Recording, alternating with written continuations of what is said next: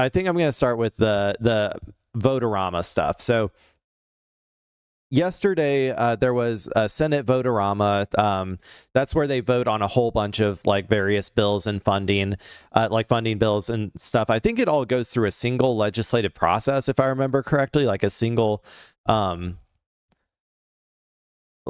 I can't remember the exactly how that process works, but I think they're essentially voting on a whole bunch of things to then go into a single bill to be passed, is like my understanding.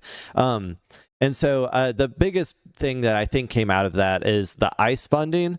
I think it was like $90 billion or something, like insane, that they're sending over to ICE to like, hire more, I don't know, college dropouts or people who can't get real jobs to go like brutalize brown people around the country. So anyway, let's go ahead and go watch the CBS News video about it. We'll see if there was any other things besides the ICE funding bill.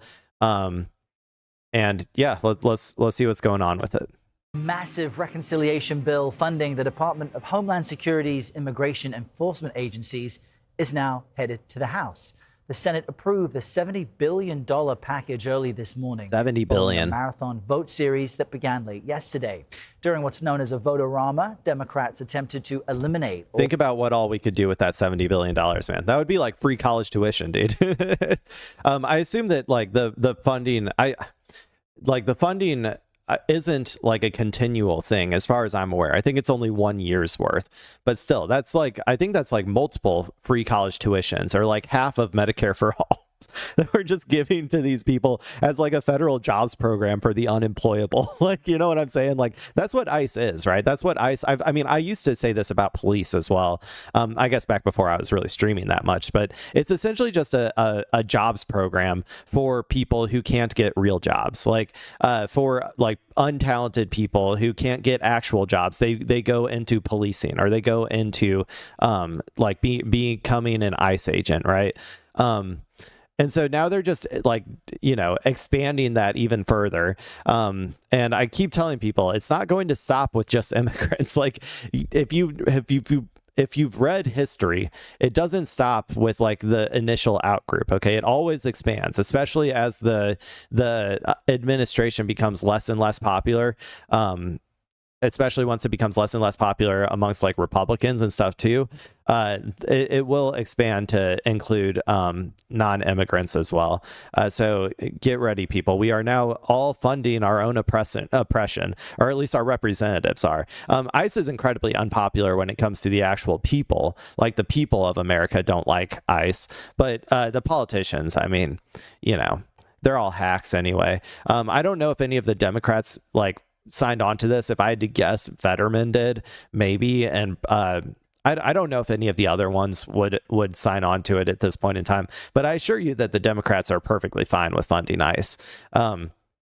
Because I think they see it as useful as well as like largely speaking, like most of the Democrats, all of the ones that are aligned with corporate power and, capitalist interests, they see ICE as the enforcement mechanism in the future of like, throwing all of the dissidents into concentration camps or whatever, right? Like they see that as a useful like thing to have for the future, and the capital owners at the top see it as a useful like private police force to enforce the arm of capital. I just see it as really just like a beefed up police force, like the normal police are obviously do like their best to try to maintain property for the capital owners, but ICE is like this now instead of having localized police, now we have like nationalized police that are all going to end up doing that exact same thing, if not like a lot worse. But yeah, there you go. Or restrict the Justice Department's anti-weaponization fund, but none of the amendments they introduced cleared the required 60 vote threshold. CBS News White House reporter Aaron Navarro joins us from our Washington bureau with more on all of this. Good morning, Aaron. I'm just curious, how will our viewers' lives possibly be different after this vote-o-rama? Good morning, Errol. Well, the clearest thing so far from this bill is that the immigration tactics under the president's second term now in the White House will continue for the rest of his term. It's $70 billion for ICE and CBP for the next 3 years. So through the end. Yeah, and it's incredibly unpopular as well. Like I said before, it's incredibly unpopular. ICE has a net negative approval rating, like a -20 or something approval rate at this point. Like it's yeah, nobody wants this shit, but they don't care about what we want. Of President Trump's term in the White House. And this comes after a tumultuous couple of about 2 years, essentially, where the immigration enforcement agencies have, yes, shut down the southern border, but have also killed. It's even worse than I thought. It's a minus what? Like it's 60 to 30, so it's a -60 approval rate. Wow, that's crazy, man. Everybody fucking hates ICE. Like it's at that point, it's like all Democrats, obviously, but like all independents and even some Republicans hate ICE at this point. Like killed 2 Americans and have had a heavy increase in deportation roundups. The reconciliation bill that was part of this vote-o-rama last night on Capitol Hill. Also, and I have to ask again, all you chuds out there, are your lives better now? They got rid of all of the immigrants. They're all gone. He did what he said he was going to do. It's all done. Now, are your lives better? I'm guessing the answer is no, because everything still sucks. Everything is so unaffordable. The raises that I've been getting haven't been keeping up with inflation. Medical costs are still through the roof. Housing is still completely unaffordable.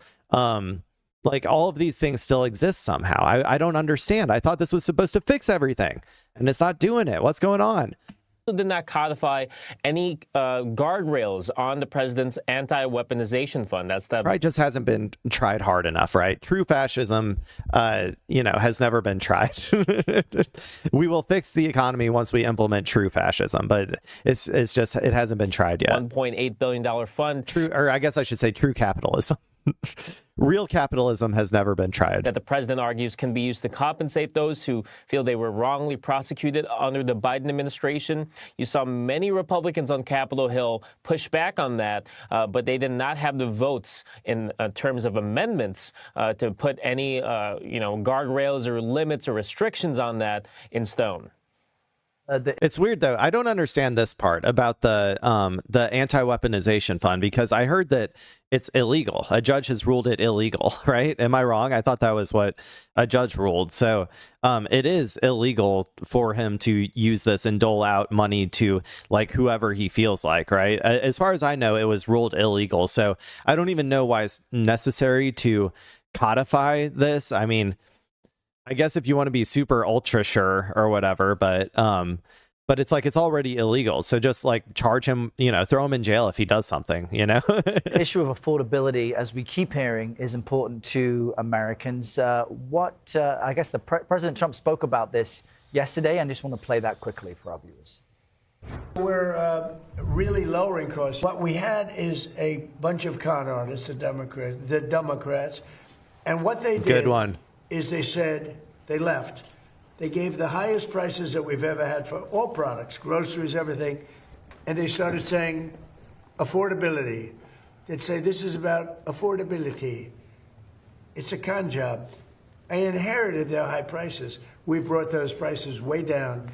Nuh-uh. President Trump saying it's a con job. He's attacking the opposing party. Are you Tell kidding us me? more about the White House's. Some stuff has gone down. I think eggs might be down compared to when he came into office, but 90% of stuff has gone up in price, like relatively significantly. Like beef, for instance, like I swear every time I go to the store, it's like $7 a pound. Like it used to be $4 a pound. Like it's crazy. And then obviously, coffee and stuff I know is up a lot. I'm trying to look at the numbers here.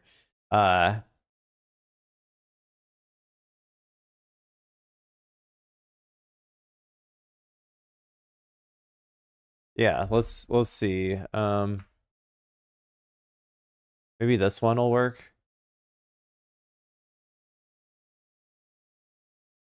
This is kind of a hard one to follow. It's like moving and stuff. I wish the graph would just stay still. PCE price index, a measure of the overall price. PCE price index percentage change from a year ago. PCE price index percentage change from a year ago. So, but like you can see the price is still just, you know, price of everything is still going up. And I think that inflation is like 4% or something right now.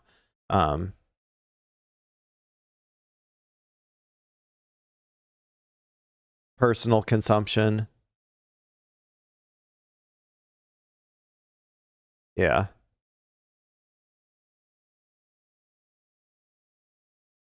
But yeah, so like I don't know, everything is incredibly expensive. I don't know what I mean. Obviously, he doesn't have to deal with like the normal economy. He lives in the capital owning class. He's part of the pedo billionaires. Like they have a completely different economy than average everyday workers. So I guess it makes sense that he wouldn't understand this at all. Messaging on the economy.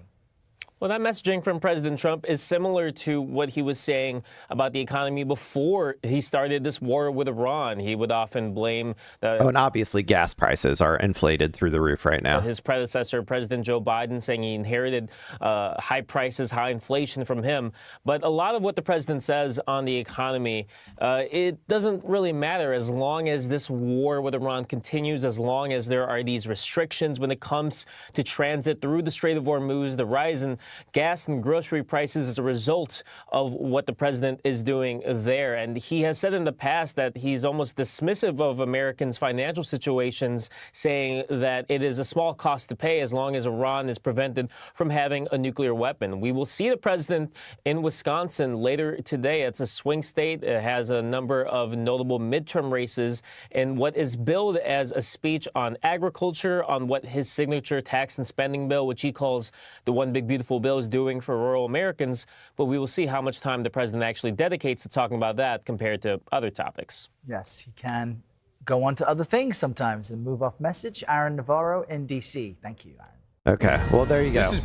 There you go. So I guess that's the main takeaways is they weren't able to strip I don't even understand how this works. I guess to get it amended, they needed like a 60 vote threshold, like a filibuster passing threshold. I was kind of under the impression this was like I thought this was through reconciliation, but I'm not really sure, to be honest. But yeah, so they weren't able to strip the anti what was it called?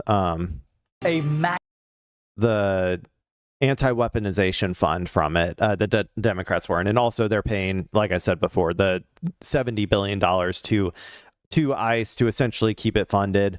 I don't really, so I guess it goes back to the House now is what it sounded like. And